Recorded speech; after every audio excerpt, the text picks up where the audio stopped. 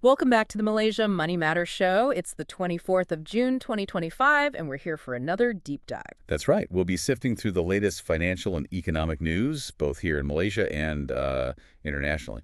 Trying to connect the dots for you, see what really matters. Okay, let's jump right in. Let's do it. First up, Malaysian companies. AirAsia X. Looks like they're nearly there with that RM1 billion private placement. What? End of July target, right? Yeah, seems like it. And that's pretty crucial for Capital A, the sister company. Right. Helps them get out of that PN17 status, financial distress flag. Exactly. Getting rid of that is a big step. It, potentially frees them up, lets them compete better. Good for travelers, maybe. Could be. And they're not just restructuring, they're expanding, too. Tashkent. New route just launched. Tashkent, Uzbekistan. Tapping into that Central Asian market, which is, well, a bit underserved. So the financial fix enables the growth. Interesting link. It really is. It shows a clear strategy for recovery, I think. A positive sign. And we're seeing other positive signs, too, like with IPOs, ASM Automation Group. Yeah, their public portion was oversubscribed, 1.27 times. Shows investor confidence is still there. And then there's Cuckoo International partnering with Samsung Malaysia Electronics, smart home stuff. Right. AI-driven products, things like that. And this is happening just before Cuckoo lists on the main market. So innovation meets investment. Interesting timing. Definitely. And there's more happening across the board. You've got the court ruling on Prudential and Detik Ria. Ah, yes. Prudential's bid for full control was rejected. Detik Ria keeps its 49% stake. Local control maintained. Precisely.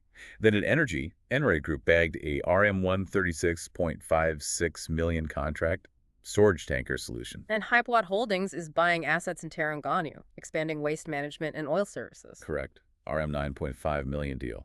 Plus, Wasco is thinking about spinning off its bioenergy unit. Analysts seem keen on that, think it could unlock value. And even with global headwinds, some companies are showing resilience. Magnitech. Yeah, their latest quarter saw an 18% profit dip, probably due to global tensions, but their full financial year. Record high net profit and revenue for FY 2025.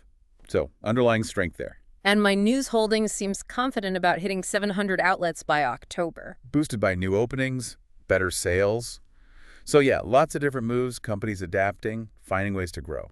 It really paints a picture of a dynamic market, doesn't it, despite the challenges? It does. Which leads nicely into policy shifts, perhaps. Yes, let's shift gears. Big changes in aviation regulation coming August 1st. Right. CAM, the Civil Aviation Authority, is absorbing MAVCOM, the Malaysian Aviation Commission. And becoming financially independent, what's the impact there? Well, the government expects to save quite a bit, maybe RM1.5 to RM2 billion over 10 years. Plus, it should help keep skilled technical staff. So streamlining for efficiency and cost savings. Makes sense for competitiveness long term. Absolutely. Yeah. And speaking of infrastructure, the ECRL, East Coast Rail Link. Getting closer. That final 25-kilometer stretch connecting the Port Klang ports. Deal expected by July. Looks like it. Costs up to RM2 billion, but apparently no extra government funds needed. Interesting structure. Definitely. Now, something hitting closer to home for consumers' electricity tariffs. Ah, yes, monthly adjustments now. The idea is heavier users pay more, encourages efficiency. And domestic users, lighter users, might actually see some small savings. That's the plan. We'll see how it plays out. And on the trade front, big news with EFTA. Yeah, the European Free Trade Association. Malaysia signed an FTA with the four-nation bloc. Duty-free access for over 90% of our exports. That's significant. Our 18th FTA. And potentially a stepping stone towards a wider EU agreement down the line. Plus, trade with Taiwan is surging, up nearly 37% in the first 5 months of this year. So diversifying trade partners, strengthening ties, good moves. Very much so. And Malaysia is also looking ahead. Strategically, the National AI Action Plan is being finalized. Focusing on governance, ethics, key sectors like education, healthcare. Energy, too. Plus, HSBC launched a Sharia-compliant digital trade finance product, helping businesses navigate global trade. And we can't forget the semiconductor expansions, Intel, Vishay Intertechnology. Big players expanding operations here. Really reinforces Malaysia's position as a global tech hub.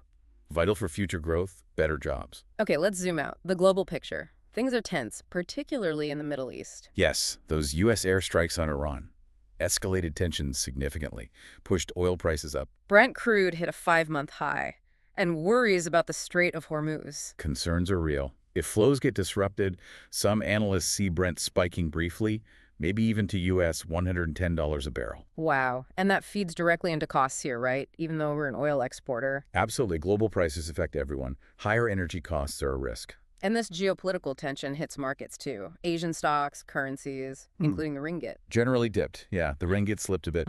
But there's an interesting counter trend. Oh, Some Asian central banks, including Bank Negara Malaysia, seem to be intervening less to prop up their currencies. why the shift? Partly, it seems, due to concerns about being labeled a currency manipulator by the U.S., especially with trade talks ongoing.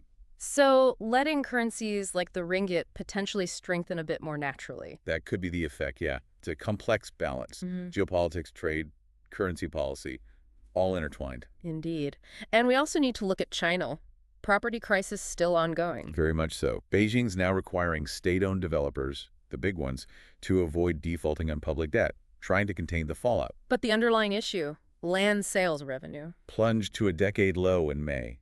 That widens the budget deficit, just as they need to spend more to stimulate the economy. So China's internal pressures have global ripples, affects demand, investment, impacts us here in the region. Definitely. But there might be a silver lining for some Malaysian sectors, like gloves. Ah, right.